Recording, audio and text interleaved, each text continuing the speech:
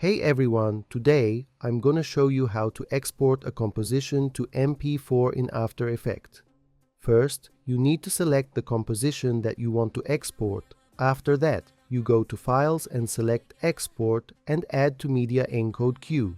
You will have to install Adobe Media Encoder in order to have an MP4 video with a small size in Media Encoder. Follow these steps to have your video in MP4 format.